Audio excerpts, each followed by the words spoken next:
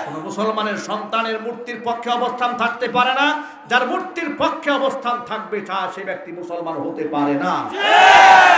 যত বড় খানকার পীর হোক না কেন, কোরআনের পক্ষে যে পীর সাহেব কথা বলে না, জোর গলায় অন্যায়ের বিরুদ্ধে কথা বলে না, সে পীর, তবে ভণ্ড পীর কথা বলে, ঠিক কিনা? ইনি আধ্যাত্মিক হুজুর, কথা বলে না কেন? আর এই হুজুর খারাপ হুজুর, এই হুজুর মেজাজ গরম, মৌলবাদী হুজুর, আছে না নাই? আলেমদেরকে তারা বিভিন্ন ভাগে ভাগ করে ফেলেছে। একদল আলেমদেরকে বানিয়েছে তারা আধ্যাত্মিক আলেম, আরেকদেরকে বানিয়েছে আর কিছু আলেমদেরকে বানিয়েছে মৌলবাদী আলেম। মৌলবাদী আলেম তাদেরকে বানিয়েছে যারা চুরির বিরুদ্ধে কথা বলে, ঘুষের বিরুদ্ধে কথা বলে, জিনার বিরুদ্ধে কথা বলে, দুর্নীতির বিরুদ্ধে কথা বলে, শিরকের বিরুদ্ধে যারা জোর আওয়াজে কথা বলে, তাদেরকে ওরা মৌলবাদী বানিয়ে দিয়েছে। আর যে আলেম চোখের সামনে শিরিক দেখে, বেদাত দেখে, বেপর্দা দেখে, জেনা দেখে, অপকর্ম দেখে, সব কিছু দেখার পরে মুখের মধ্যে কুলু পেটে মসজিদের কোনায় বসে সুবহানাল্লাহ সুবহানাল্লাহ আলহামদুলিল্লাহ, এই বুজুর্গ দেশে আছে না নাই? আসসালামু আলাইকুম ওয়া রাহমাতুল্লাহি ওয়া বারাকাতুহু।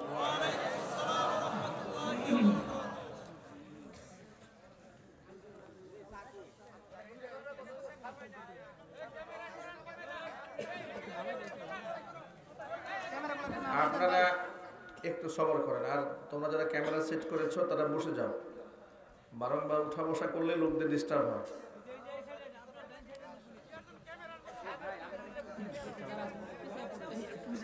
ক্যামেরা সেট করে সবাই বসে যান।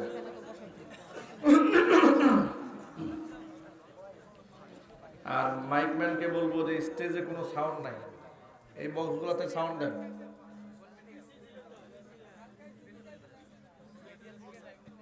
বক্সে সাউন্ড দেন। আপনার একটু এই দিক থেকে আগাইয়ে বসেন, অনেক জায়গা আছে।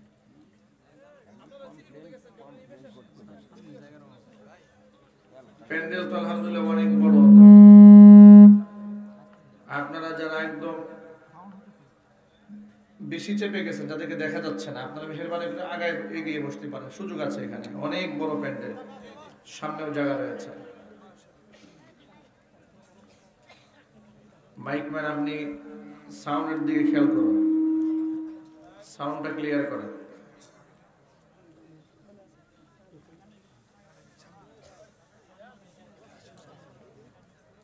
অপারেটর যিনি আছেন, হালকা ইকো ডিলে মিক্স করে হালকা রিভার্ব দেন, হালকা রিভার্ব দেন, আর সাউন্ড পরিষ্কার করেন।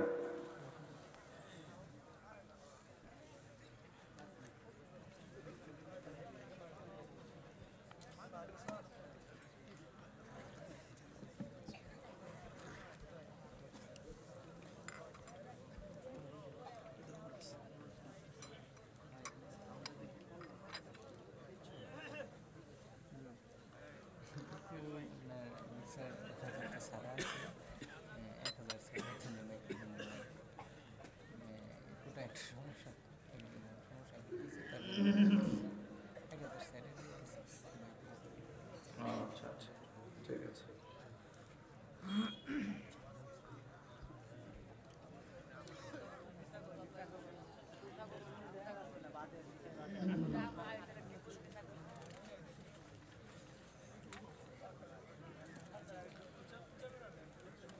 আলহামদুলিল্লাহ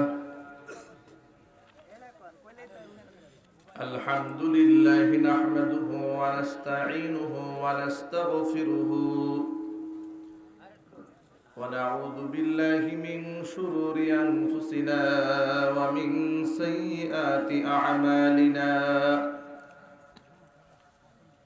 من يهده الله فلا مضل له ومن يضلله فلا هادي له ونشهد أن لا إله إلا الله وحده لا شريك له ونشهد أن سيدنا ونبينا وحبيبنا وشفيعنا ومولانا محمد محمدا عبده ورسوله الذي أرسله بالحق بشيرا ونذيرا وداعيا إلى الله بإذنه وسراجا منيرا فقد قال الله تعالى في كلامه المجيد وفي فرقانه الحميد أعوذ بالله من الشيطان الرجيم بسم الله الرحمن الرحيم إن الله وملائكته يصلون على النبي يا أيها الذين آمنوا صلوا عليه وسلموا تسليما اللهم صل على محمد وعلى آل محمد كما صليت على إبراهيم وعلى آل إبراهيم إنك حميد مجيد اللهم بارك على محمد وعلى آل محمد كما باركت على إبراهيم وعلى آل إبراهيم إنك حميد مجيد এই দুরূদ শরীফটি মুখস্থ আছে কার কার? মাশাআল্লাহ, সকলের মুখস্থ আছে। তাহলে জবান বন্ধ না রেখে মহব্বতের সাথে সকলেই আমার সাথে পড়তে থাকে। আল্লাহুম্মা সাল্লি আলা মুহাম্মাদ ওয়া আলা আলি মুহাম্মাদ কামা সাল্লাইতা আলা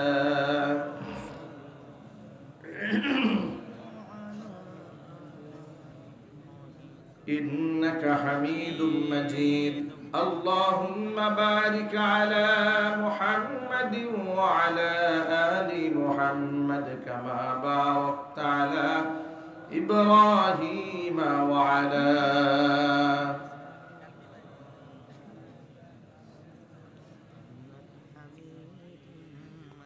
لا إله إلا الله لا إله إلا الله لا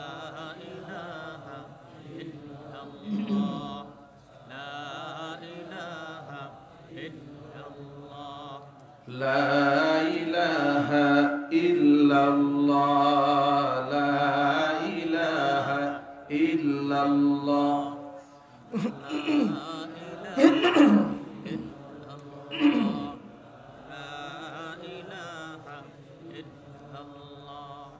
لا إله إلا الله لا إله إلا الله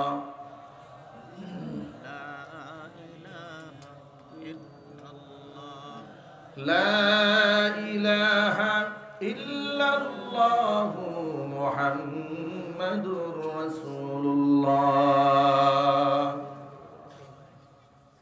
صلى الله عليه وسلم ঐতিহ্যবাহী ময়মনসিংহ জেলার অন্তর্গত ফুলবাড়িয়া থানাধীন কোয়ারচালা উত্তরপাড়া বাইতুস সালাহ জামে মসজিদ যুব সমাজ ও এলাকাবাসীর যৌথ উদ্যোগে আয়োজিত 2 দিনব্যাপী তাফসীরুল কোরআন মাহফিলের আজকের এই প্রথম দিবসের শেষ অধিবেশনের সম্মানিত সভাপতি সাহেব, আমন্ত্রিত হাজারাত উলামায়ে কেরাম, মুরব্বিয়ান ইজম, অত্র এলাকা এবং পার্শ্ববর্তী এলাকার বিভিন্ন প্রান্ত থেকে ছুটে আসা দিন দরদি, ইমানদার, পরহেজগার, মুত্তাকি মুসলিম ভাইরা, পর্দার অন্তরালে অবস্থানরত আমাদের সকলের শ্রদ্ধাভাজন পর্দানিশীন মা এবং বোনেরা, মহান আল্লাহ রাব্বুল আলামিনের দরবারে আলী শানে লাখো কোটি শুকরিয়া আদায় করছি যে মহান আল্লাহ তাবারক ওয়া তাআলা মুসলিম উম্মার এই ক্লান্তি লগ্নে গোটা বিশ্বময় করোনাকালীন প্রাদুর্ভাবের পরেও পৃথিবীর অসংখ্য অগণিত মানুষের মধ্য থেকে আমাদেরকে আল্লাহ সুবহানাহু ওয়া তাআলা সুস্থতার নিয়ামত দান করে হাজারো প্রতিকূলতাকে উপেক্ষা করে প্রচন্ড শীতের রাতে ঘন কুয়াশায় আচ্ছন্ন এরপরেও কোরআনের মাহফিলে আলোক সজ্জা করে এত সুন্দর পরিবেশে কোরআন সুন্নাহর আলোচনা করার এবং শোনার ব্যবস্থা আল্লাহ পাক আমাদের জন্য করে দিয়েছেন। এই জন্য আপনারা খুশি না বেজার? খুশি। কম না বেশি?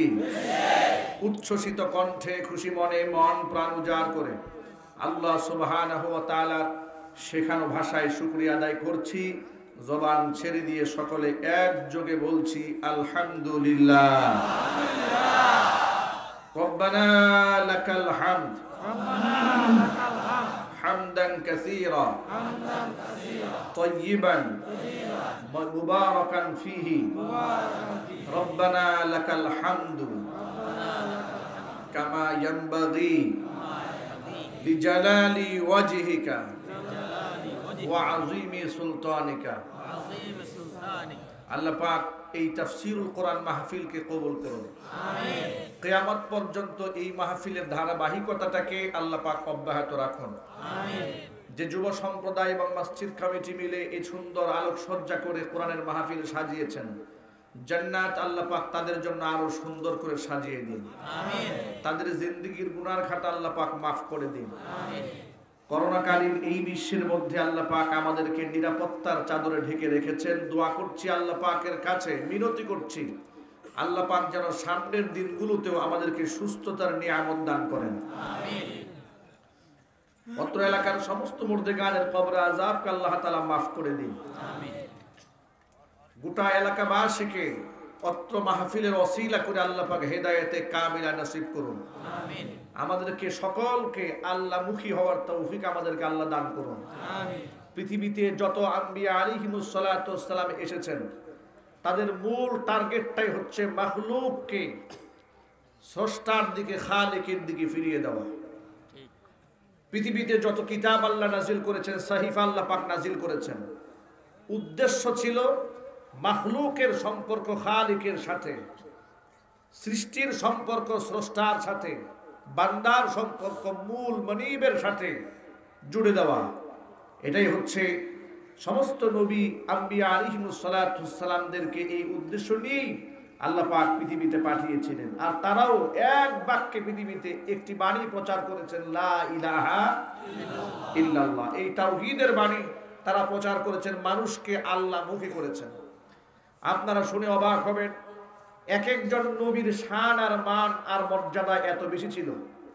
প্রত্যেকটা নবী রাসূলকে তৎকালীন যুগের তার সমসাময়িক সর্বাধিক জ্ঞানী, বুদ্ধিমান এবং শ্রেষ্ঠতম পবিত্র আখলাক দিয়ে আল্লাহ পাক প্রেরণ করেছিলেন।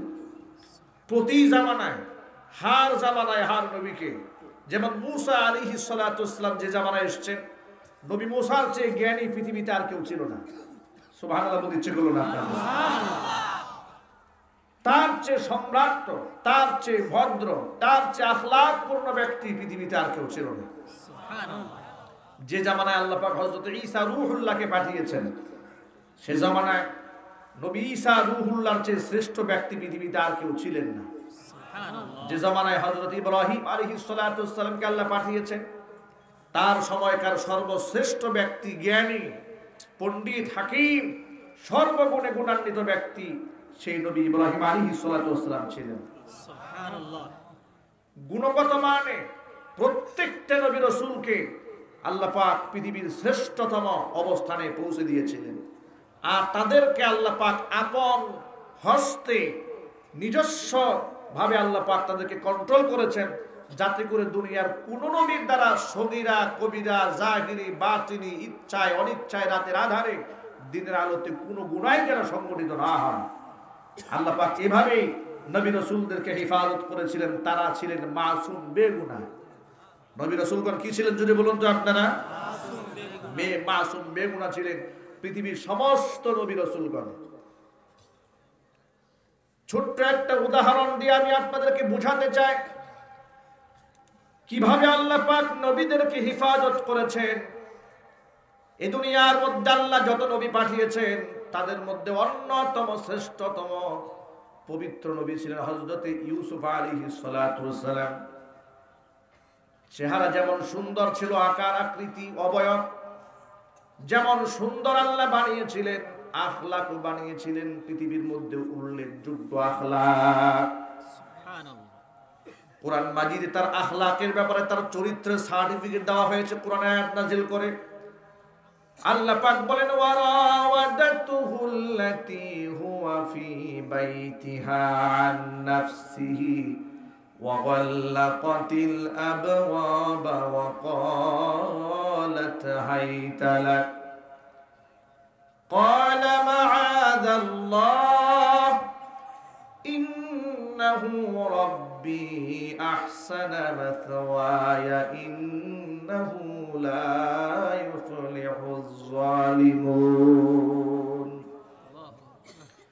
যে মহিলার গৃহে আমার নবী ইউসুফ ছিলেন, আজিজে মিসরের স্ত্রী, সেই সুন্দরী জুলাইখা সুন্দরী মহিলা আমার নবী ইউসুফকে বহুবার ফুসলিয়েছে আত্মসম্বরণ যেন করতে না পারে।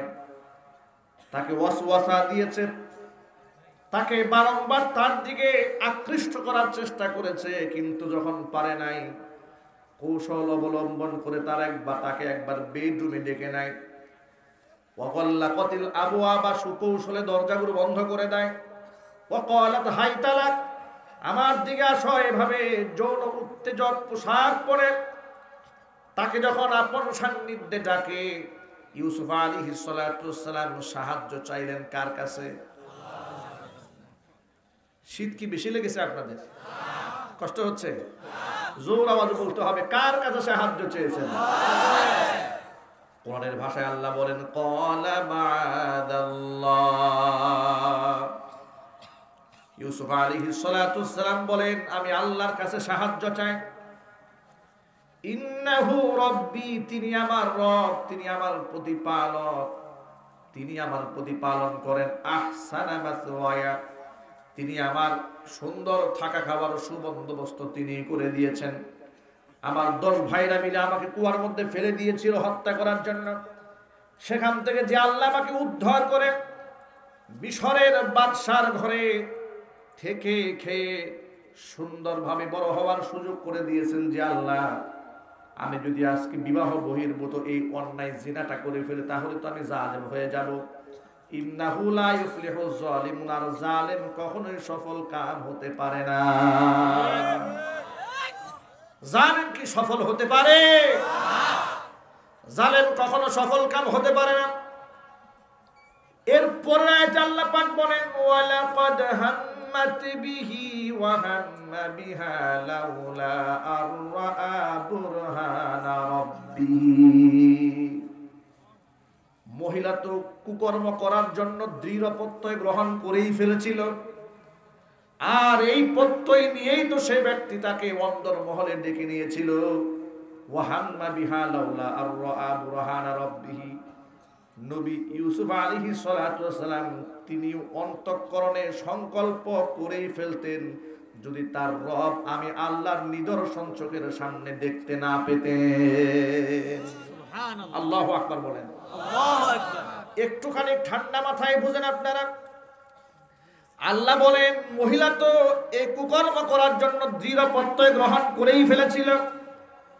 হাম্মাত বিহি ওয়া হাম্মা বিহা, নবী ইউসুফ হাম্মা বিহা মনের মধ্যে সংকল্প করে ফেলতো, লাউলা আররা বুরহানা রাব্বিহি, তার রবের নিদর্শন, আমি আল্লাহর নিদর্শন যদি ইউসুফ চোখের সামনে দেখতে না পেত তাহলে সেও এই অপকর্মের সাথে জড়িয়ে পড়তো।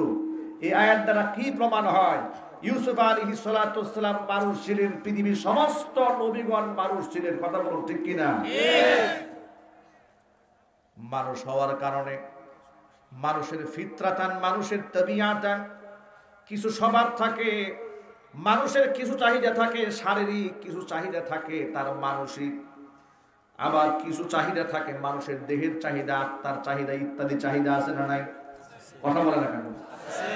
যেমন শরীরের চাহিদা কি, আপনি যখন অনেক পরিশ্রম করবেন তখন শরীরের একটা চাহিদা হচ্ছে আপনাকে ঘুমাতে হবে। আপনি যদি ঘুমাতে না চান, অনিচ্ছাকৃতভাবে আপনার চোখটা বন্ধ হয়ে আসবে। কথা বলেন ঠিক কি না? আপনি ঘুমাতে চান না, ডিউটিতে বসেছেন, রাত জেগেছেন, আপনি চাননি ঘুমাতে, আপনার অজান্তেই চোখটা বন্ধ হয়ে এসেছে। এর বাস্তবতা দেখবেন, শুক্রবার দিন জুমার নামাজ পড়তে গেলে কত মুসল্লি যে জিমায়। বলেন আপনারা, মুসল্লি কি ঘুমানোর জন্য মসজিদে যায়? না, ঘুমানোর জন্য যায় না, এরপরও কিন্তু ঘুমায়। যদিও আমার মসজিদে আলহামদুলিল্লাহ ঘুমানোর সুযোগ পায় না। আলহামদুলিল্লাহ পড়ে আমার মসজিদে মুসল্লি দেখে আমি অল টাইম অ্যালার্ট রাখি, ঘুমানোর সুযোগ নাই। আলহামদুলিল্লাহ। মানুষ যখন বেশি পরিশ্রম করে, দেখবেন বাসে বসেছে, ইচ্ছা নাই তার ঘুমানোর, কিন্তু এমন ভাবে ঘুমাতে থাকে। কেন? এটা তার শরীরের হক। এ শরীর আলটিমেটলি চলতে হলে ঘুম অনিচ্ছাকৃতভাবে আসবে। এই শরীর তার ঘুমটা টেনে আনবে দুর্বলতার কারণে। মানুষের যখন ক্ষুধা লাগে, ক্ষুধার উদ্রেক হয়, ঠোঁট শুকিয়ে আসে, জিহ্বা শুকিয়ে আসে। কারণ কি? পেটে ক্ষুধা লেগেছে। এখানে খাবার যখন দিবেন, তার চাহিদা যখন মিটে যাবে, তখন এই ঠোঁট আর মুখ আর শুকাবে না।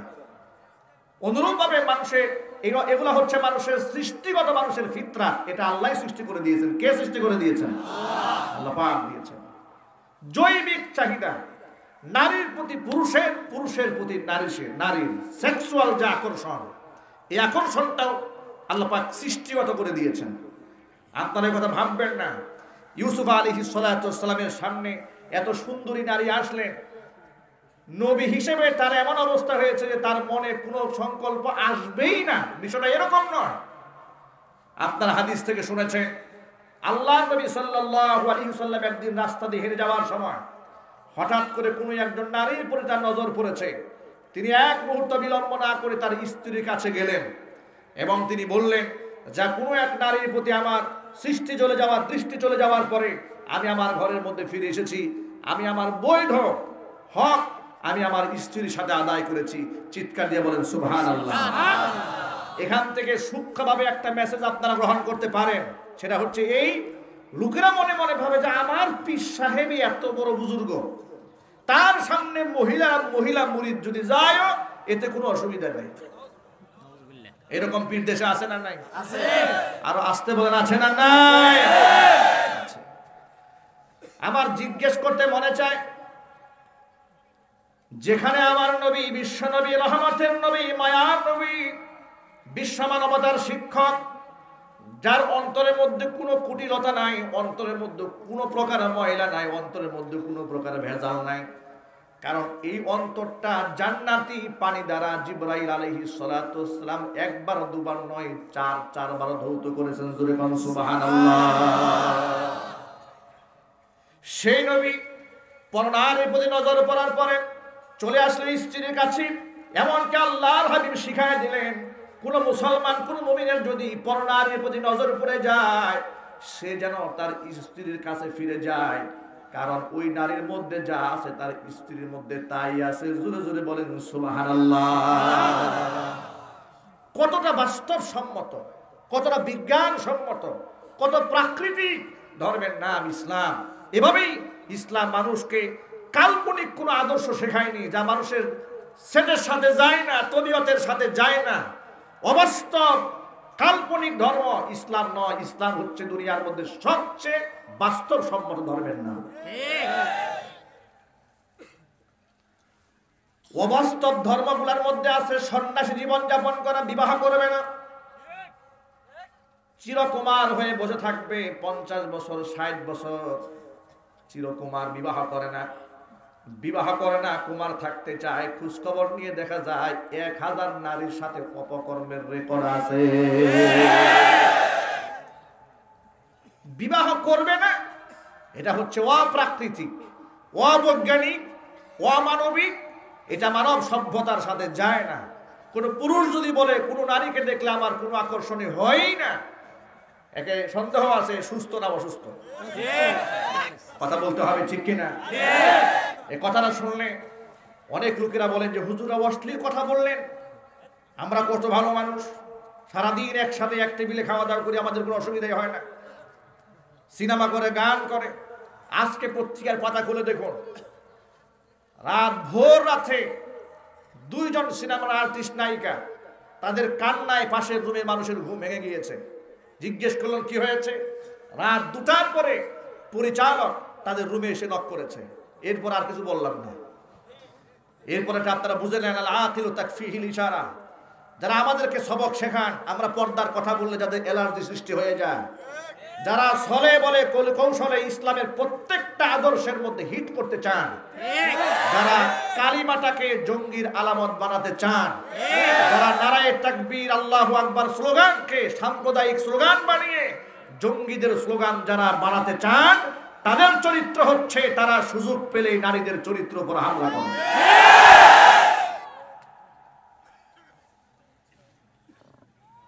যেখানে হযরত ইউসুফ আলাইহিস সালাতু ওয়াস সালাম সম্পর্কে আল্লাহ বলেন, ওয়ালাকাদ হাম্মাত বিহি ওয়া হাম্মা বিহা লাউলা আর-রাআ বুরহানা রাব্বিহি। ওই মহিলা তো কুকর্ম করার বিরাট পরিকল্পনা এতে বসেই ছিল, চূড়ান্ত ফয়সালা তার, যে কোনো মূল্যে ইউসুফকে ধরাশয় করেই ফেলবে।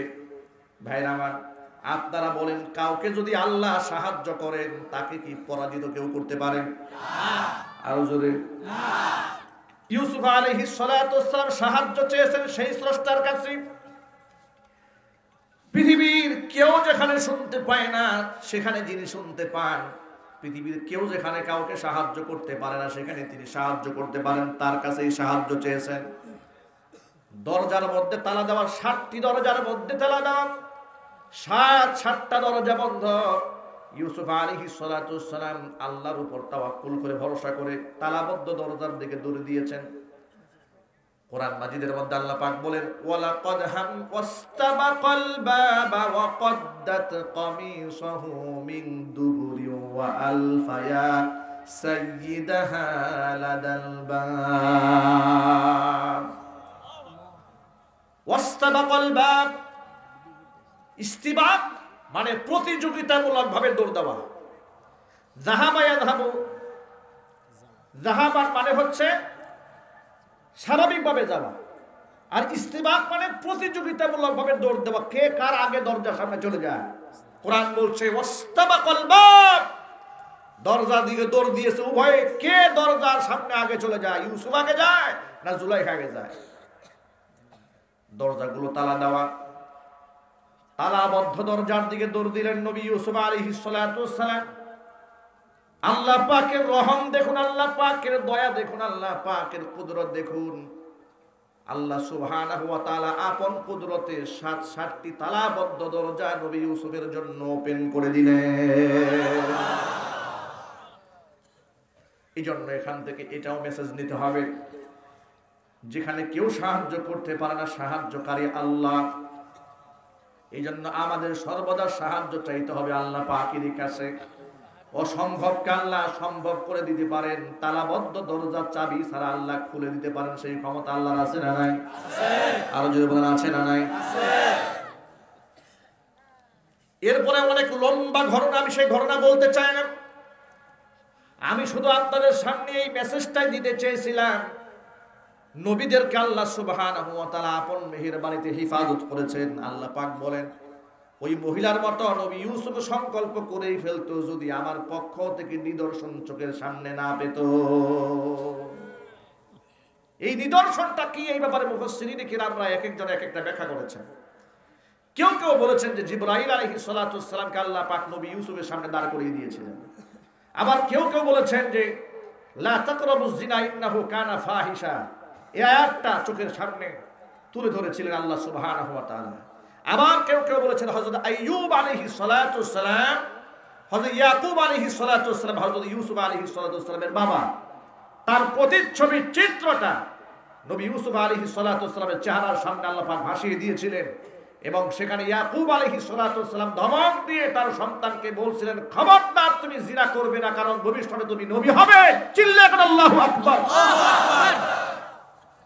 এই নিদর্শন দেখার পর তিনি এই জঘন্য জঘন্য গুনাহ থেকে নিজেকে হেফাজত করলেন। আল্লাহ পাক এভাবে সমস্ত নবীদেরকে হেফাজত করেছেন। সুবহানাল্লাহ বলেন। সুবহানাল্লাহ। জাতির পিতা ইব্রাহিম আলাইহিস সালাতু ওয়াস সালাম, মুশরিকের ঘরে তার জন্ম। একটুখানি বোঝার চেষ্টা করেন, মুশরিকের ঘরে তার জন্ম। জন্মের পর থেকেই দেখেন বাবা ডানে বামে সামনে পেছনে আত্মীয় স্বজন যারা আছে সকলেই মূর্তি পূজা করে। শুধু তাই নয়, বাবা শুধু মূর্তি পূজা করে না, মূর্তি বানিয়ে বানিয়ে বাজারে বিক্রি করে। সেখানে আল্লাহ পাক তার নবীকে কিভাবে হেফাজত করেছেন। ছোট্ট ইব্রাহিম খলিল যখনই তার জবান ফুটেছে, সাধারণত বাচ্চারা বাবা মাকে যে কাজ করতে দেখে শিশু বাচ্চারাও সেই কাজটাই করে, ঠিক কিনা? আপনি দেখবেন ঘরের মধ্যে জায়নামাজ বিছিয়ে যদি আপনি নামাজে দাঁড়ান, আপনার শিশু বাচ্চা 2 বছর বয়স, 2.5 বছর বয়স, 3 বছর বয়স, তার আপনাকে দেখে দেখে আপনার বাচ্চাটাও জায়নামাজের মধ্যে দাঁড়াবে। আপনি যদি টেলিভিশন স্ক্রিনের সামনে বসে থাকেন রিমোট কন্ট্রোল নিয়ে, আপনার বাচ্চাটাও রিমোট নিয়ে টেলিভিশনের সামনে বসে থাকবে, বুঝুক আর না বুঝুক রিমোট টিপতে থাকবে।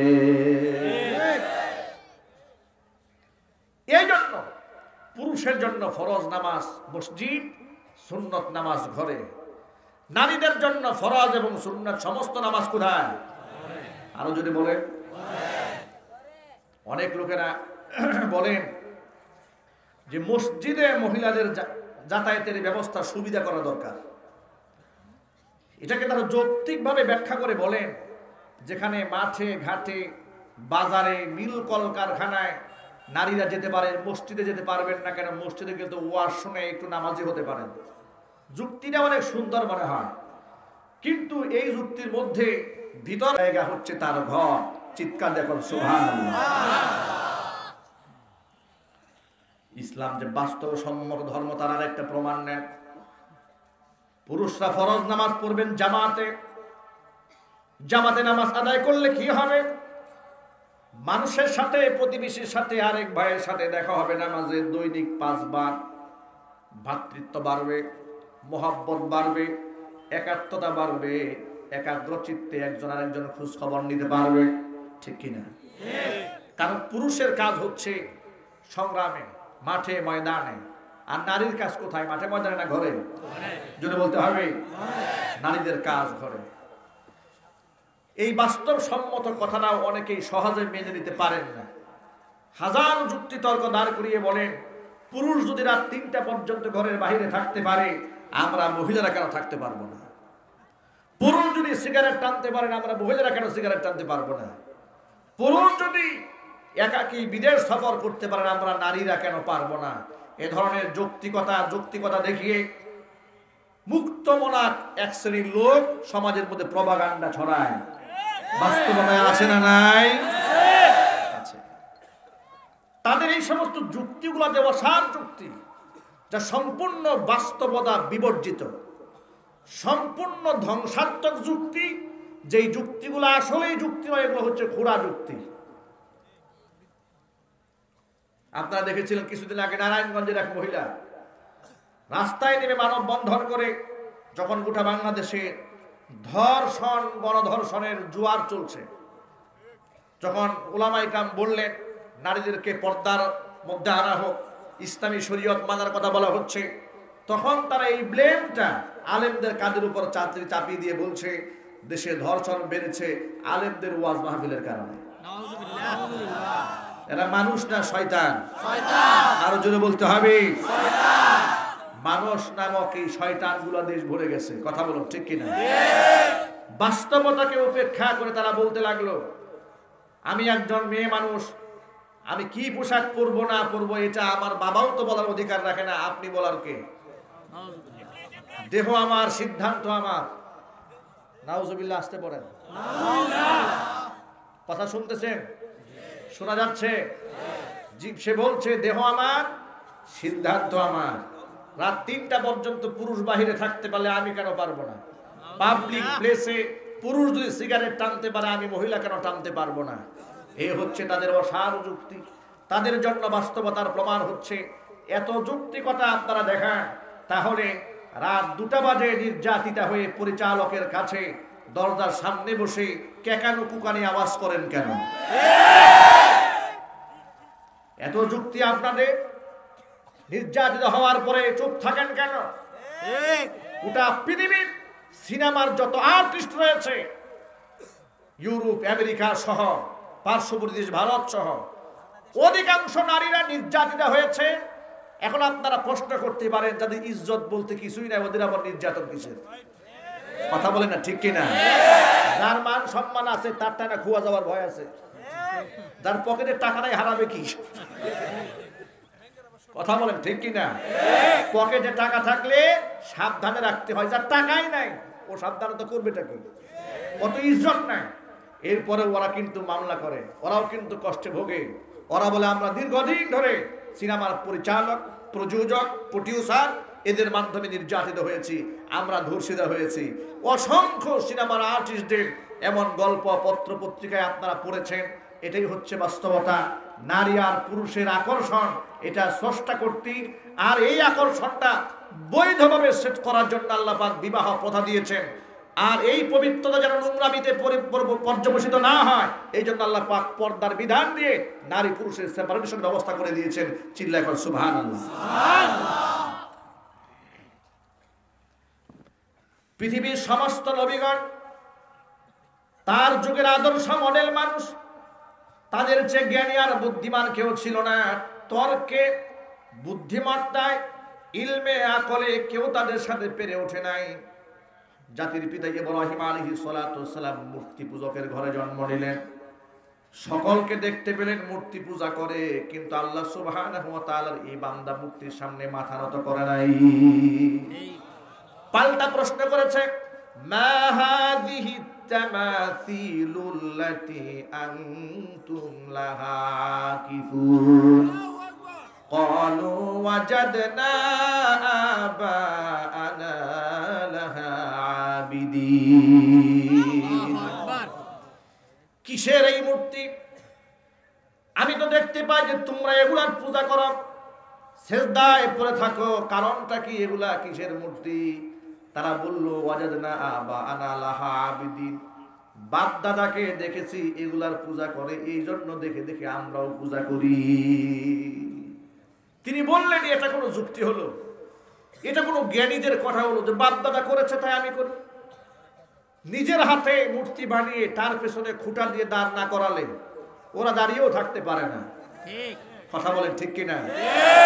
আল্লাহর কসম, মূর্তির পেছনে বাঁশ পৃথিবীর কোনো মুসলমান ঢুকায় নাই। আমি আল্লাহর কসম করে বলছি, এই বাঁশ কি মুসলমান ঢুকিয়েছে? আর চিৎকার দিয়ে বলতে হবে, বাঁশ যারা ঢুকিয়েছে তারাই তাদের পক্ষে। আমরা বাঁশ ঢুকানোর বিপক্ষে। কথা বলুন ঠিক কিনা? সেই বাঁশটা রড দিয়ে হোক আর বাঁশ দিয়ে হোক, আমরা সব বাঁশ ঢুকানোর বিপক্ষে। আমরা চাই না কাউকে রড দিয়ে বাঁশ দিয়ে এভাবে দাঁড় করিয়ে রাখা হোক। এটা আমাদের জাতির পিতাও চান নাই, আর আমরা তার আদর্শের উত্তর শুনে কথা বলতে হবে, ঠিক কিনা? ইসলামের শত্রুরা, ইসলামের শত্রুরা,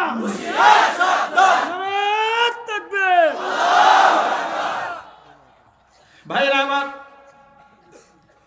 এভাবে আল্লাহ সুবহানাহু ওয়া তাআলা জ্ঞানে, বুদ্ধিমত্তায় সমস্ত নবীদের সম্মান পৃথিবীর মধ্যে প্রতিষ্ঠিত করে রেখে দিয়েছেন। কেউ তাদেরকে লাঞ্ছিত করতে পারে নাই। হাজারো যুক্তি তর্ক দিয়ে ইব্রাহিম আলাইহিস সালাতু ওয়াস সালাম যখন এদেরকে মূর্তির আকর্ষণ থেকে এদেরকে সরাতে পারল না, তখন তিনি একটা কৌশল অবলম্বন করলেন। সেই কৌশল হচ্ছে, সবাই যখন চলে গেল মেলায়, তিনি মেলায় না গিয়ে গেলেন মন্দিরে। যাওয়ার সময় হাতের মধ্যে একটা কুড়াল নিয়ে গেছেন। কি নিয়ে গেছে? কুড়াল নিয়ে গেছে। সামনে কুড়াল নিয়ে গিয়ে দেখে ওদের দেবদেবীর সামনে খাবারের কোনো অভাব নাই। মনে মনে ভাবলেন, কত এতিম দুস্থ অসহায় লোকেরা রাস্তায় ঘুরে বেড়ায়, ওদের কেউ খাবার দেয় না, আর এরা খাবার খেতে পারে না, সামনে খাবারের কোনো অভাব নাই। কোন জ্ঞানী মানুষ এই কাজটা করতে পারে না। ইব্রাহিম আলাইহিস সালাতু ওয়াস সালাম মূর্তিকে ডাক দিয়ে বললেন, মালাকুম লা তাআকুলুন, আল্লাহু আকবার। ব্যাপারটা কি? এত সুস্বাদু খানা তোমরা খাও না কেন? এখন থেকে খাবার তো খায় না, কথাও কয় না। ভাইরা আমার, ইব্রাহিম আলাইহিস সালাম বলেন ব্যাপারটা কি? খাবার তো খাও না, জিজ্ঞেস করলে কথাও কও না। মালাকুম লা তানতিকুন, ব্যাপারটা কি? কথা বলো না কেন? রাস্তা দুইটা, জবাব হয়তো দিতে হবে, না হয় আজকে ফয়সালা হবে। সুবহানাল্লাহ। রাস্তার যে কোনো দুইটা একটা গ্রহণ করতেই হবে, তোমাদের কোনো উপায় নাই। আজকে কিন্তু কুরআন নিয়ে আসছি, খানা খাবে না হয় জবাব দেবে। খানা খাও, মালাকুম লা তাকুলুন, কি খাবার পছন্দ হয় নাই? এত খানা সামনে, কোনো খানা খেতে মন চায় না। না মন চাইলে বলতে হবে যে কেন খাও না, জবাব দাও। মালাকুম লা তাকুলুন, ঘটনা কি? কথাও দেখে বলো না। কথা যদি না বলো তাহলে কিন্তু এটাতে বলো বসকা। কোন জবাব আছে? নাই। কথা বলেন, কোন জবাব আছে? কোন জবাব নাই। ইব্রাহিম খলিল হাতের এই কুড়াল দিয়া টুকরা টুকরা করে ফেললো সবগুলা মূর্তিকে। মাঝখানে যে বড় মিয়া আছে সেটাকে ভাঙলো না। কোরআনের ভাষায় সূরা আম্বিয়ার মধ্যে আল্লাহ পাক কি সুন্দর করে বলেন, ফাজআলাহুম জুদাদান ইল্লা কাবীরাল লাহুম লাআল্লাহুম ইলাইহি ইয়ারজিউন। সবগুলা মূর্তিকে ভেঙে টুকরা টুকরা করে দিয়েছে, চূর্ণ বিচূর্ণ করে দিয়েছে। মাঝখানের বড়টাকে ভাঙে নাই, যাতে করে লোকেরা তার কাছে এসে জবাবদিহিতা করতে পারে। এই সুযোগটা রেখে দিয়েছেন। বড় মিয়ার কান্দের মধ্যে কুলালটা জুলাই ঘর থেকে বের হয়ে গেছেন। লোকেরা যখন আসলে মেলা থেকে, অনেক ধরনের খাবার দাবার নিয়ে এসেছি, যে এত খাবার নিয়ে এলাম, ভগবানকে দুই একটা খাবার না দিয়ে গেলে খাবারে বরকত হবে না। তখন কিছু খাবার দেওয়ার জন্য তারা পুনরায় মন্দিরের মধ্যে ঢুকেছে। মন্দিরে খাবার দিতে গিয়ে দেখে ক্ষুধার কাম তো ক্ষুধা, ক্ষুধা তো কাম সারা হয়ে গেছে। ক্ষুধার তো হাত ভাঙা, পা ভাঙা, চোখ ভাঙা, না কুড়াই ফেলছে, টুকরা টুকরা হয়ে গেছে। ভাই আমার, তারা বলল, ক্বালু মান ফাআলা হাযা বিআলিহাতিনা ইন্নাহু লামিনাজ যালিমিন। আমাদের দেবতার সাথে এই আচরণ কে করলো? নিঃসন্দেহে সে জালেম। জালেম না হলে ক্ষুধার ঠ্যাং ভাঙে। কত বড় জালেম! নিঃসন্দেহে সে জালেম। কে এই কাজটা করলো? তদন্ত কমিটি গঠন করা হলো, গোয়েন্দা সংস্থার লোকদেরকে ছেড়ে দেওয়া হলো। রিপোর্ট নিয়ে এসে নমরুদের সামনে এসে বলছে যে আসামি ধরা পড়ে গেছে, আসামি পেয়ে গেছি। আসামি কোনটা? বলে আসামি একজন আছে, আপনার মন্ত্রীর ছেলে। নাম কি? নাম হলো ইব্রাহিম। কেমনে বুঝলা? ক্বালু সামি'না ফাতান ইয়াযকুরুহুম ইউকালু লাহু ইব্রাহিম। সব সময় এই যুবকটাকে দেখতাম এগুলার সমালোচনা করে। সব সময় দেখতাম এই যুবকটা সারাটা জীবনভর মূর্তিগুলার সমালোচনা করে। আমরা দৃঢ় বিশ্বাস করতে পারি ওই ইব্রাহিম ছাড়া এই কাজটা কেউ করে নাই। বলে তাই নাকি? বলে হ্যাঁ। ক্বালু ফাআতু বিহি আলা আ'য়ুনিন নাসি লাআল্লাহুম ইয়াশহাদুন।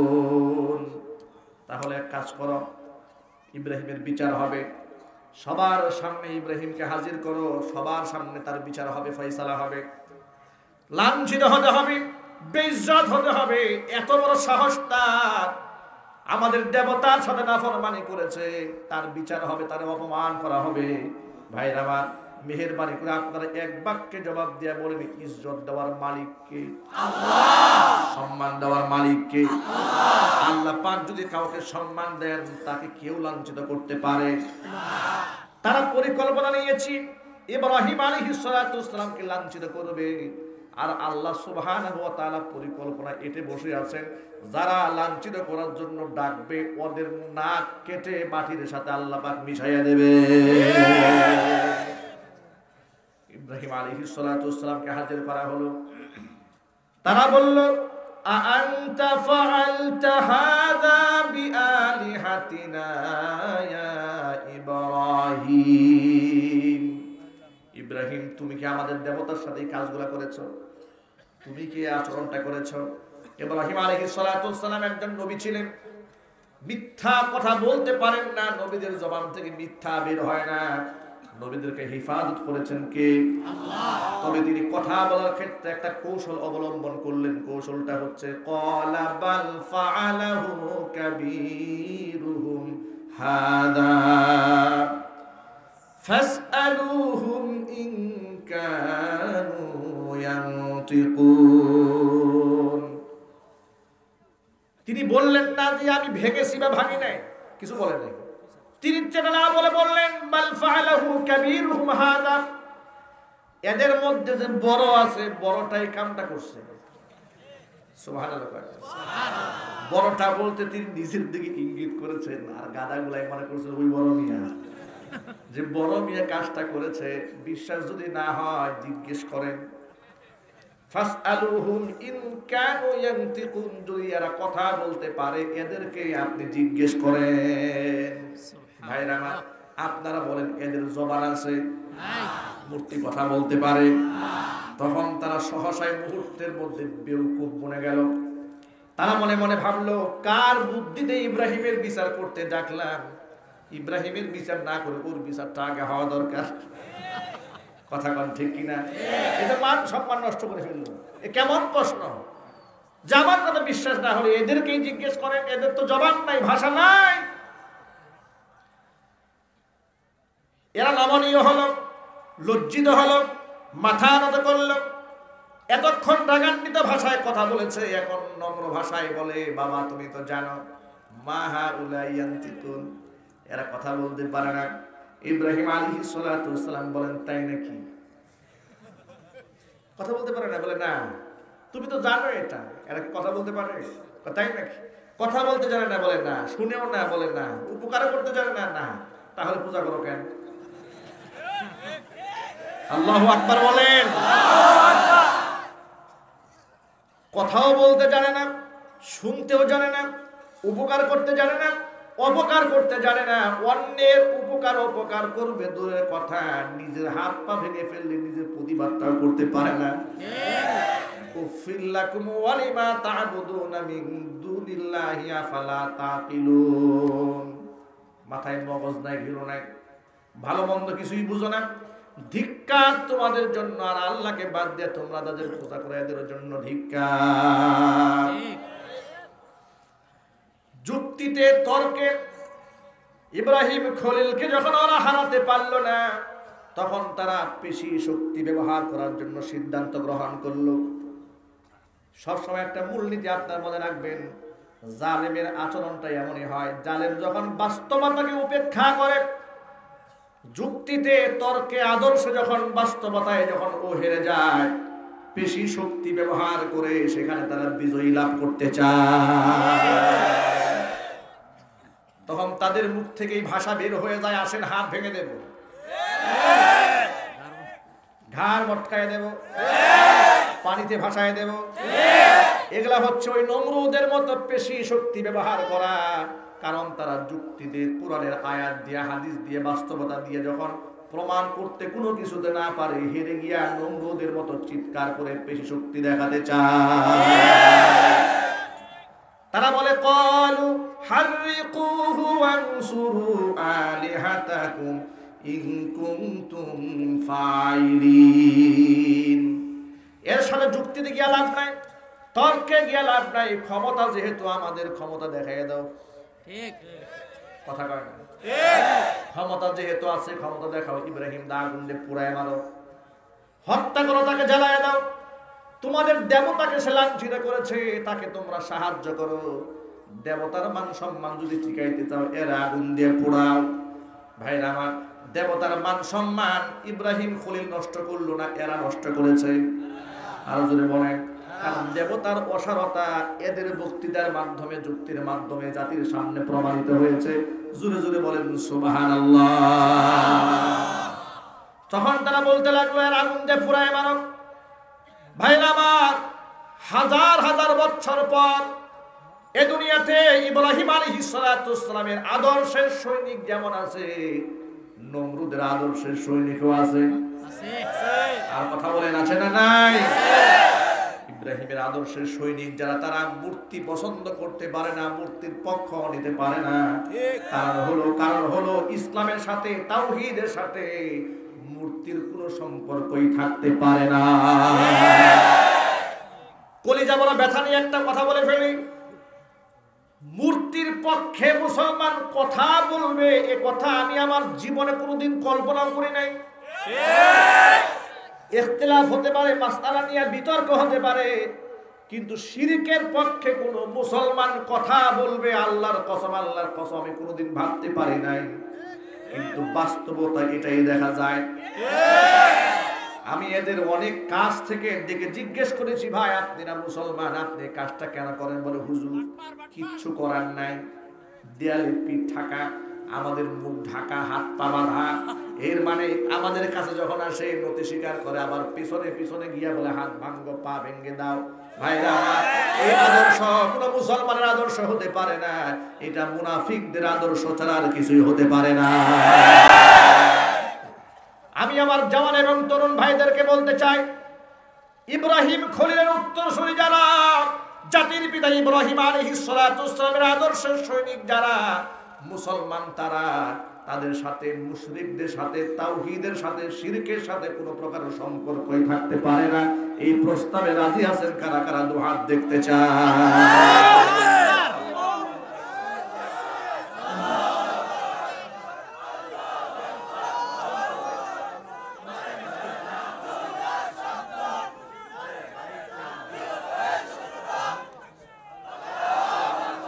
প্রিয় যুবক ভাইরা আমার, সকল ভাইদেরকে বিনীত অনুরোধ জানাই, সমস্ত নবীগণ ছিলেন জ্ঞানী, তাদের জ্ঞানকে হারিয়ে দেওয়ার মতো ক্ষমতা এই পৃথিবীর মধ্যে কারণের জন্য, বলুন ঠিক কিনা?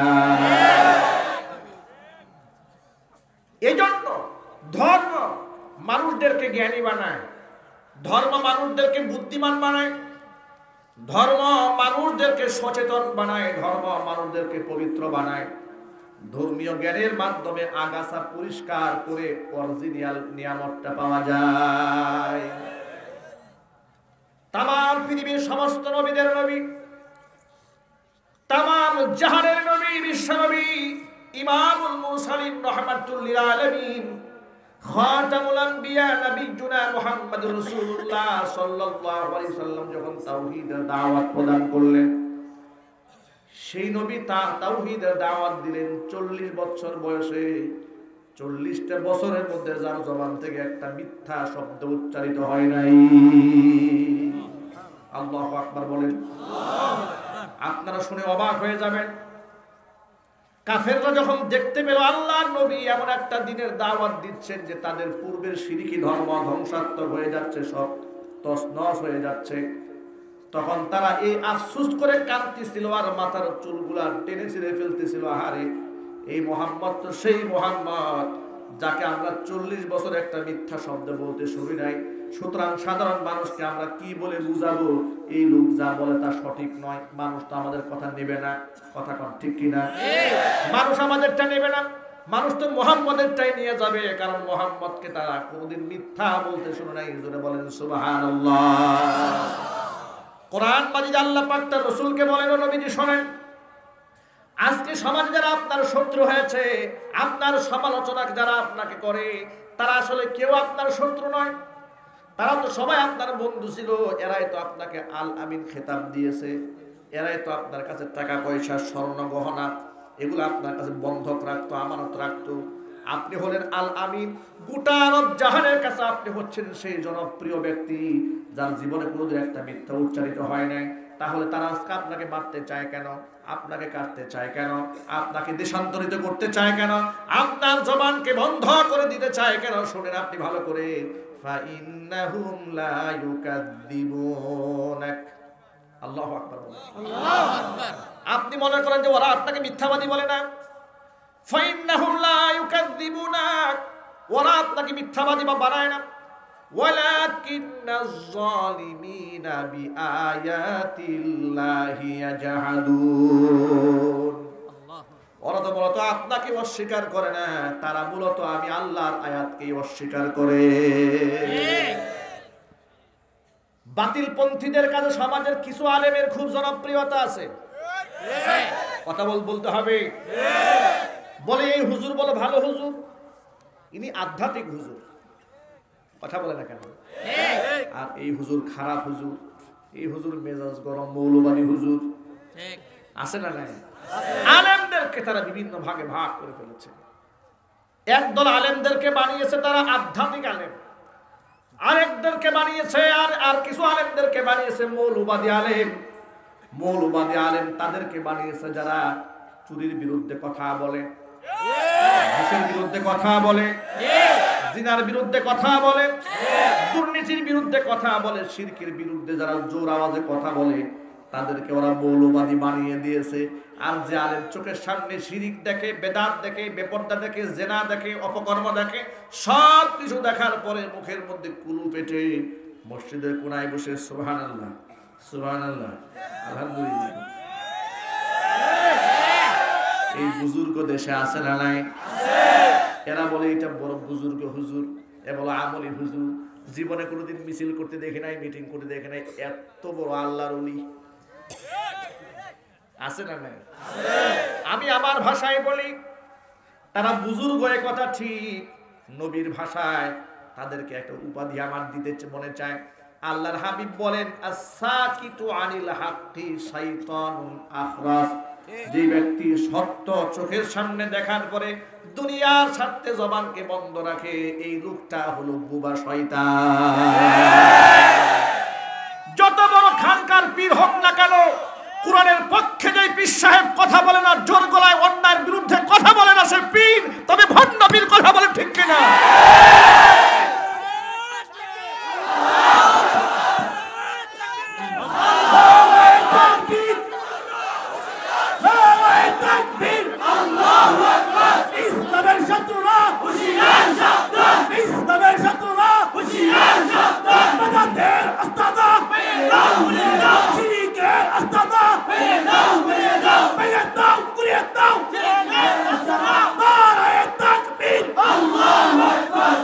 তারা তো শিরকের বিরুদ্ধে কথা বলেই না, বরং জালেম শিরকের বিরুদ্ধে বজ্রকণ্ঠ, সুযোগ পেলে যুক্তি তর্ক দিয়া তার বিরুদ্ধে কথা বলার প্রচেষ্টা চালায়, ঠিক কিনা?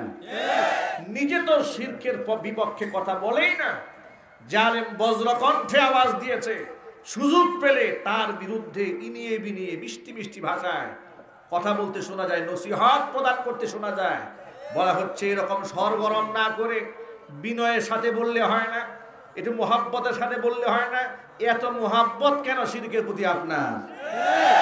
এত ভালোবাসা কেন? এত মোহাব্বত উতলে উঠে কেন আপনার? কষ্ট হচ্ছে নাকি? যুবক ভাইরা আমার, সকল ভাইদেরকে বলে আল্লাহ পাক বলেন, হাবিব ফাইন্নাহুম লা ইউকাযযিবুনাকা, এরা তো প্রকারান্তরে আপনাকে মিথ্যাবাদী বানায় না, কারণ আপনি তো এদের মাঝে মিথ্যাবাদী ছিলেন না। তখন থেকে ওরা আপনাকে পাগল বলে, মিথ্যাবাদী বলে, জাদুকর বলে, যখন থেকে আপনি আমার কোরআনের কথাটা প্রচার করে দিয়েছেন।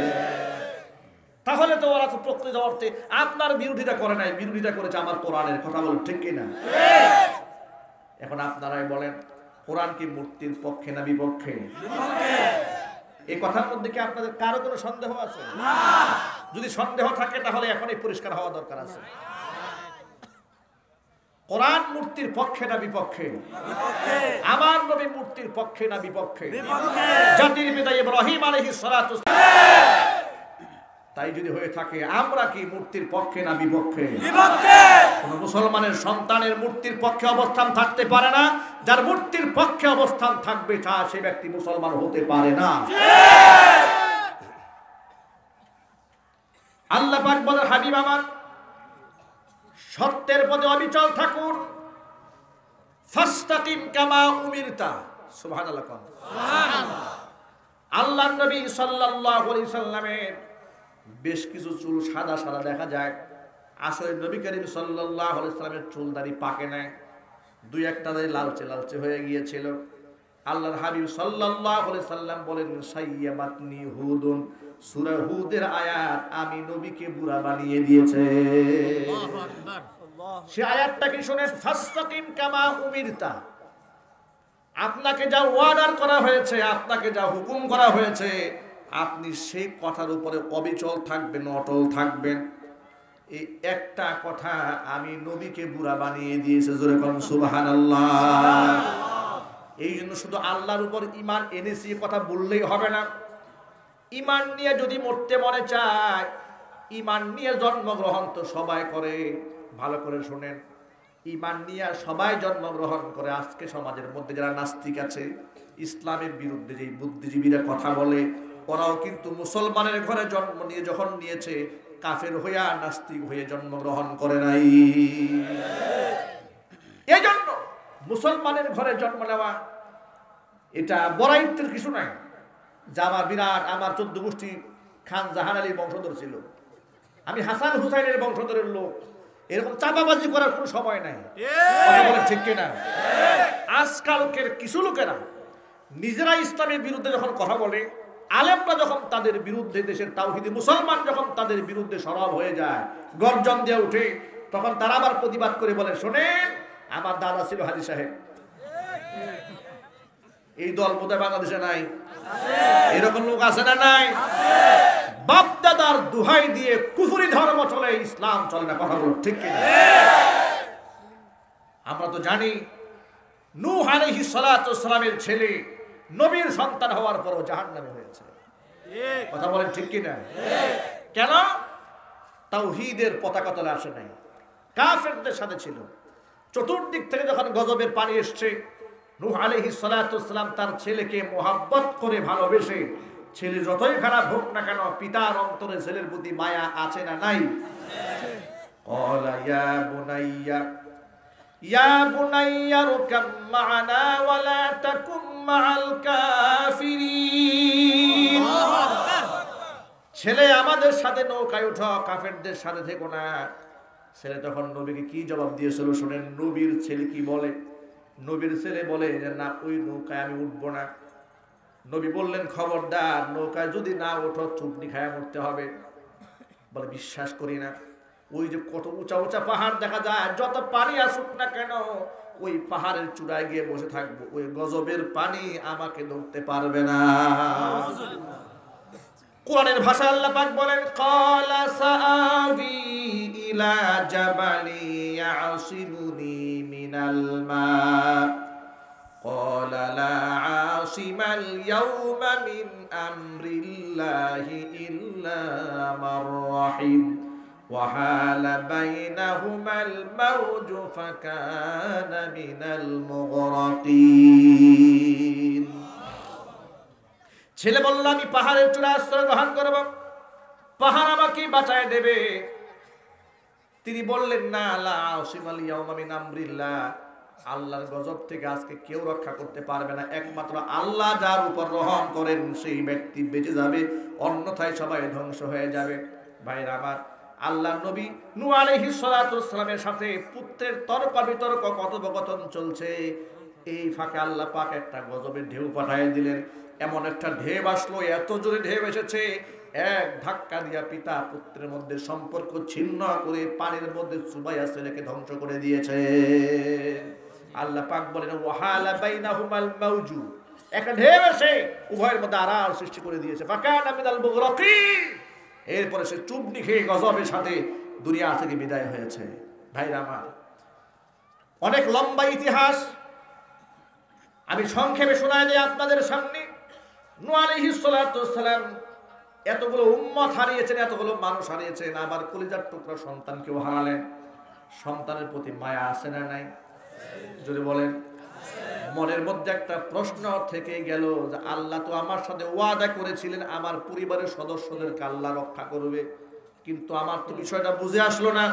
আমার পরিবারের সন্তান তো আমার ছেলে তো ধ্বংস হয়ে গেল, আল্লাহর কথার তো আমি মিল পাচ্ছি না। কিন্তু আপনারা বলেন, আল্লাহ সুবহানাহু ওয়া তাআলাকে প্রশ্ন করতে পারেন এমন সাহস কি পৃথিবীতে কারো আছে? জবাব কিন্তু আপনারা আস্তে আস্তে দিচ্ছেন। এদিকে মাইকের আওয়াজও কম, এদিকে আপনাদের আওয়াজও কম। মাইকম্যান ভলিউম বাড়ান, ভলিউম বাড়ান। মাইকের আওয়াজও কম, মুসল্লির আওয়াজও কম। হ্যাঁ, মাইকের আওয়াজ ক্লিয়ার না, ভলিউমটা বাড়ায় দেন। মাইকম্যান ভলিউম বাড়ান, কথা বেশি কাছ থেকে বলতে হচ্ছে আমাকে। আর স্টেজে সাউন্ড দেন, স্টেজে সাউন্ড দেন।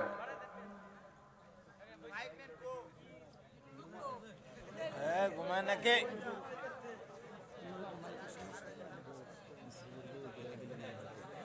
ভিতরে সাউন্ড দেন।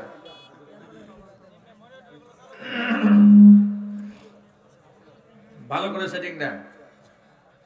এখন আওয়াজ কিছুটা এসেছে, ঠিক কি না? এখানে স্টিল বসে থাকে, পেশাব পায়খানা আসলে এখানে বসে কাম সারবে। পারমিশন দেওয়া হয়েছে, এরপরে মাইক ঠিক রাখতে হবে, ঠিক কি না? পাবলিক সব জায়গায় ঠিক, সাউন্ড কম হলেও ঠিক, বেশি হলেও ঠিক, বুঝলেও ঠিক, না বুঝলেও ঠিক। কবে যেন দেখলাম কোন বক্তা আচ্ছা তোরা ধুলাই দিচ্ছে, গালি গালাজ করতেছে, পাবলিক বলে ঠিক। আমি এক মাহফিলে বললাম যে গালি দেওয়া কি ঠিক? এটা একটা অন্যায় কাজ, পাবলিক বলে ঠিক। সব ঠিক। এই অষ্টধাতুর বাংলাদেশ, এই বাংলাদেশে সব চলে। আলেমের ওয়াজও চলে, জাহেলের ওয়াজও চলে। কথা বলেন ঠিক কিনা? আমি দেখলাম কুখ্যাত মাজার পূজারী, তার মাহফিলে হাজার হাজার মানুষ। আমি মনে মনে ভাবি এটা কোন দেশ? এটা দেশ তো অষ্টধাতুর বাংলাদেশ, সব সম্ভাবনার দেশ বাংলাদেশ। এখানে সব সম্ভব। এখানে আলেমের বয়ানও শুনে, জালেমের কথাও শুনে, হক্কানে আলেমের কথাও শুনে, না হক্কানের কথাও শুনে। পাবলিক বিনোদন নেয়, দেখি কোন হুজুর কি কয়। কথা বলুন ঠিক কিনা? কারো কাছ থেকে ইলিম শিখতে আসে, কারো কাছ থেকে আমল শিখতে আসে, কারো কাছ থেকে বাস্তব সম্মত কোরআন হাদিসের কথা শুনতে আসে, আর কারো কাছ থেকে ডিজে ডান্স শুনতে আসে। দেখি হুজুর কয়টা সিনেমার গান গাইতে পারে আজকে মাহফিলে। এই পাবলিক আছে না নাই? আছে। ভাইরা আমার, নূহ আলাইহিস সালাতু ওয়াস সালামের ছেলের কথা বলতেছিলাম। ছেলেকে আল্লাহ গজব দিয়ে ধ্বংস করে দিলেন, কিন্তু আল্লাহ পাকের ওয়াদা ছিল নবী নূহের সাথে, যেন আমি আপনাকে, আপনার পরিবারের সদস্যদেরকে, আপনার পরিবারের সদস্য যারা আছে তাদেরকে এবং ইমানদারদেরকে বাঁচাবো। কিন্তু মনের মধ্যে প্রশ্ন বারবার ঘুরপাক খাচ্ছে, ঠিক কি না? মনের মধ্যে একটা প্রশ্ন ছিল, তো আবার চলে গেল। কিন্তু আল্লাহ পাকের ওয়াদা তো এটাও সত্য, কিন্তু আল্লাহকে বলবে কেমনে? আল্লাহ সুবহানাহু ওয়া তাআলার কাছে অত্যন্ত বিনয়ের সাথে নবী নূহ আলাইহিস সালাতু ওয়াস সালাম বলছেন, ইন্না বনি মিন আহলি ওয়া ইন্না ওয়া'দাকাল হক ওয়া আনতা আহকামুল হাকিমিন। ভাইরা আমার, একটুখানি সুন্দর করে বোঝার চেষ্টা করেন কতটা কৌশলে আমরা বাংলা ভাষায় বলি সাপও পরে লাঠিও না ভাঙে। মানে আল্লাহকে উনি বলতেছেন কতটা বিনয়ের সাথে। মনের মধ্যে একটা প্রশ্ন আছে যে আল্লাহ ইন্নাবিনী মিন আহলি, আমার ছেলে, আমার পরিবারের সদস্য। এর দ্বারা কি বুঝাইছেন? আপনাদের বোঝার বাকি আছে? কথা বলে না কেন? বাকি নাই। আবার আল্লাহ যেন আবার নারাজ না হয়, আল্লাহকে বলছেন ওয়া আনতা ওয়া ইন্না ওয়া'দাকাল হক, আল্লাহ তোমার ওয়াদা সত্য। সর্বোপরি ওয়া আনতা আহকামুল হাকিমিন, তুমি যা ফয়সালা করো এটাই চূড়ান্ত ফয়সালা। সুবহানাল্লাহ। তোমার ওয়াদা সত্য, তোমার বিচারও ঠিক, কিন্তু আমার ছেলে তো আমার পরিবারের সদস্য, এটা আমি বুঝতেছি না। যত ঘুরাই পেঁচাই বলা হোক না কেন, আল্লাহ সুবহানাহু ওয়া তাআলা বুঝতে বাকি থাকে? আল্লাহ পাক মনের খবর জানেন কিনা? আল্লাহ পাক ডাক দিয়ে বলেন, ক্বালা ইয়া রূহু ইন্নাহু লাইসা মিন আহলিকা ইন্নাহু আমালুন গায়রু সালিহ ফালা তাসআলনি মা লাইসা লাকা বিহি ইলম ইন্নী আ'ইযুকা আন তাকুনা মিনাল জাহিলিন। ও শোনো, তোমার মনের মধ্যে প্রশ্ন এসেছে, তোমার ছেলে কেন পানির মধ্যে চুবনি খেয়ে মরল? তুমি শোনো, ইন্নাহু লাইসা মিন আহলিকা, এই ছেলেটার যদিও তুমি জন্ম দিয়েছ, জন্ম দিলে নবী পরিবারের সদস্য থাকা যায় না। নবী পরিবারের সদস্য থাকতে হলে ঈমানের সম্পর্ক নিয়ে থাকতে হয়। জোরে বলেন সুবহানাল্লাহ। ইন্নাহু লাইসা মিন আহলি, ও তোমার পরিবারের সদস্য নয়। ইন্নাহু আমালুন গায়রু সালিহ, তো ওর আমল খারাপ। সুতরাং ফালা তাসআলনি মা লাইসা লাকা বিহি ইলম, যে ব্যাপারে তোমার জ্ঞান নাই সেই ব্যাপারে তুমি আমাকে প্রশ্ন করো না। ইন্নী আইযুকা আন তাকুনা মিনাল জাহিলিন, জাহিলদের অন্তর্ভুক্ত হওয়া থেকে আমি তোমাকে নসিহত করছি, জাহিলদের অন্তর্ভুক্ত হয়ে যেও না। জোরে বলেন সুবহানাল্লাহ। এখান থেকে এই শিক্ষা আমরা নিতে পারি, নবী পরিবারের সদস্য হওয়ার পরেও ঈমান না থাকার কারণে সে যদি নবী পরিবারের সদস্য কাতার থেকে নাম কেটে যায়, অনুরূপভাবে আউলিয়া কিরামের বংশধর খাজা মুঈনুদ্দিন চিশতি রাহমাতুল্লাহি আলাইহির বংশধর, হাসান হুসাইনের বংশধরের দোহাই দিয়ে ইসলাম বিরোধিতা করলে তোমাকে মানুষ মুসলমান হিসেবে গণ্য করবে না, তোমাকে নাস্তিক বেঈমান আবু জেহেলের নাতিপুতি বলে গণ্য করবে। বাপ দাদার দোহাই দিয়ে ধর্মের পক্ষে সাফাই গাওয়ার কোনো সুযোগ নাই যে আমি ধর্মের পক্ষের লোক। তোমার আমল প্রমাণ করবে তুমি কি ধর্মের পক্ষে না বিপক্ষে। তোমার আমল প্রমাণ করবে। বাপ হাজি সাহেব আর এই দোহাই দিয়া তুমি বিড়ি চাকবার বলবো আমার ঈমান সহি আছে, চলবে না। বাপ তোমার হাজি সাহেব এই দোহাই দিয়া আলেমদের বিরোধিতা করবে আর বলবা আমি খালি মুসলমান, আমি কি তোমার সাথে কম মুসলমান নাকি? আমি ঘরে বসে আলিফ বা তা সা হা খা সব করে ফেলছি। কথা বলে মানুষ এত বড় বেওকুফ কেমনে হয়? মানুষ কি করে এতটা মূর্খতার প্রমাণ দিতে পারে? আমার মাথায় ধরে না। কথা বলুন ঠিক কি না? ঘরে বসে আলিফ বা তা সা জিম হা খা বলে আমি খা পড়েছি, হা খা পড়েছি, হা খা পড়েছে।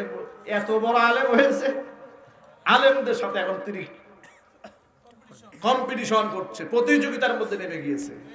মনে রাখবেন, আমি আমার ভাষায় বহুবার এই কথাটা বলেছি, ওলামা এখানে হচ্ছেন মৌচাক। এখানে আসেন, মধু আহরণ করেন, এখান থেকে মধু নিয়ে যান। খবরদার ঢিল ছুটতে যাবেন না, এমন হুল ফুটাই দেবে 14 গোষ্ঠী মিলেও যন্ত্রণা শেষ করতে পারবা না। ধাক্কা দিও না। এ পর্যন্ত যারা আলেমদেরকে ধাক্কা দিয়েছে, এই মহা প্রাচীরের সাথে যারা ধাক্কা দিয়েছে, এ প্রাচীরের কিছুই হয়নি। পক্ষান্তরে যারা ধাক্কা দিয়েছে তাদের মাথা ফেটে টুকরা টুকরা হয়ে গিয়েছে। আলেমদের সাথে ঠেলাঠেলি করতে এসো না, ধাক্কাধাক্কি করতে এসো না। আলেমদেরকে বদনাম করাবার অপচেষ্টা চালিও না। আজকে আলেমদেরকে বদনাম করাবার চেষ্টা চালানো হচ্ছে, মাদ্রাসা মসজিদের বিরুদ্ধেও ষড়যন্ত্র চালানো হচ্ছে। যদি বলুন ঠিক কিনা? চাঁদপুরে আপনারা দেখেছেন, মাদ্রাসা শিক্ষককে বলাৎকারের মিথ্যা অভিযোগ দিয়ে মাথার চুল ন্যাড়া করে পুলিশে ধরিয়ে দিয়েছে। প্রমাণ পাওয়া গিয়েছে এই জঘন্য কাজের সাথে এই আলেমের, এই শিক্ষকের ন্যূনতম সম্পর্ক ছিল না, কিন্তু তারা মিডিয়াতে এভাবে একটা আলেমের বদনাম করে দিয়েছে। আমরা বলতে চাই, আলেমদের পেছনে যারা ষড়যন্ত্র করে মাদ্রাসা বন্ধের পায়তারা যারা চালাচ্ছ, তারা এখনো সময় আছে। তোমরা জানো না এদেশের আলেম ওলামা পীর বুজুর্গ আর সাধারণ মুসল্লিদের শেকড় কত মজবুত। ওরা টক শোতে বসে 10-20 ফিটের এসি রুমটাকে বাংলাদেশ মনে করে। ওটার নাম বাংলাদেশ নয়, বাংলাদেশ হচ্ছে আজকের মাহফিলের চিত্রর নাম। কথা জুড়ে বলতে হবে। এদেশের প্রত্যেকটা যুবকের হৃদয়ে কোরআন রয়েছে, ইসলাম রয়েছে। আজকে যুব সম্প্রদায়ের দিকে তাকিয়ে দেখুন, কোন নেতাকে তারা সেলিব্রেশন করতে গেলে, আপ্যায়ন করতে গেলে আর তাদেরকে গ্রহণ করতে গেলে তাদেরকে টাকার বিনিময়ে ভাড়াটিয়া গোলাম বানিয়ে পাঠিয়ে দিতে হয়। আর আলেমদেরকে তারা গ্রহণ করে মন প্রাণ দিল উজাড় করে জীবন দিয়ে কোরআনের জন্য আলেমদেরকে তারা ভালোবাসে। তোমাদের শেকড় মজবুত নয়, এদেশে আলেমদের শেকড় বড় মজবুত। এই জন্য এই শেকড় নিয়ে টানাটানি করো না। যে হাত দিয়ে টান দিবে সে হাত ছিঁড়ে যাবে। কথা বলো ঠিক?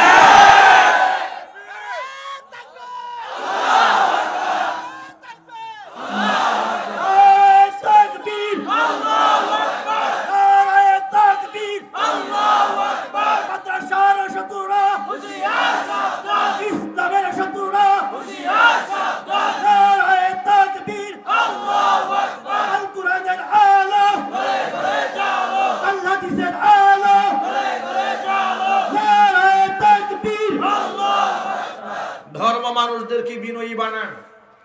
ধর্ম মানুষদেরকে আত্মপ্রত্যয়ী বানায়, শাখসিয়াত দান করে, ব্যক্তিত্ব দান করে। ধর্ম মানুষকে পবিত্র বানায়। ধর্ম মানুষকে অমানুষ বানায় না, মানুষকে জঙ্গি বানায় না, সন্ত্রাস বানায় না, গুন্ডা বানায় না, মাস্তান বানায় না। কথা বলো ঠিক কিনা? ধর্ম মানুষকে আদর্শবান বানায়।